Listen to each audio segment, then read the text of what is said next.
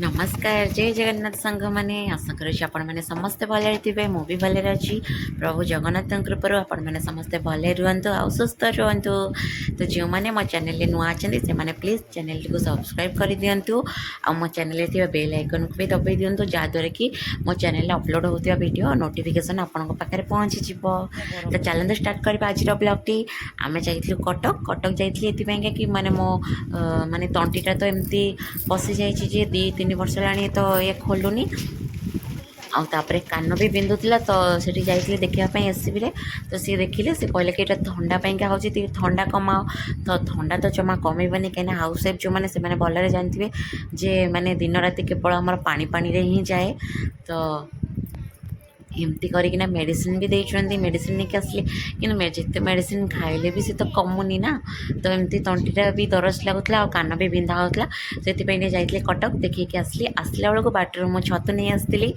घरे आसी पहुँचला बेलू राति हो जाता जोटा कि चोपा भी छड़े पार नी कि पेसेंस भी नाला कि मैंने कौन बनवाईका तो से आइस बक्स भर रखी तो सका मन पड़ा 10टा 11टा बेलू से गला बेलू खोलला बेलू सी पूरा माने बरफ हो जाता तो ताकू आणिकिना कौन कला माने पानी रे पानी बाल्टी आनी तादेह पकई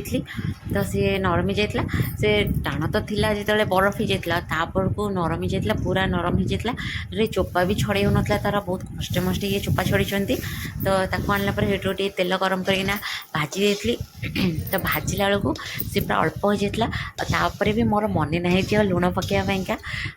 पानी बाहर जाता नरम हो जाता ना तो बेसी जना पड़ा कहीं टाण थिला बेले बहुत समय लगे भाजवाई किंतु यहाँ जेहेतु पूरा नरम हो जाता बेसी समय लगे ना 10-15 मिनिट भितर हो जाता आ लुण पकई नी कि ये कहे कि लुण पकईना सी भेद केमती भितर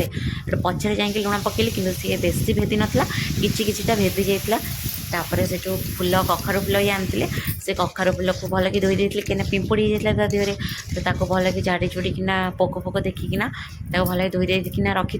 ताको भाजीदेली तेल पकई नी सेमती कर भाजीदेली देहरे तो पानी बाहर जाता कहीं लुण पड़ता तार पानी बाहरी गला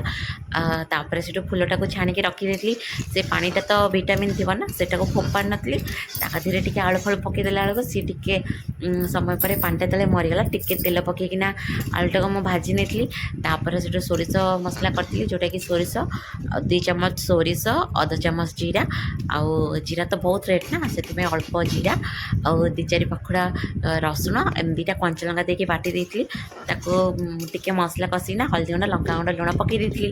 तापर जो आलूटे पानी देली से फुटिला तो बैगण पकई देती बैगण किलो तो आसे 80 है ना से गोटे छोट बैगणटे पकई देती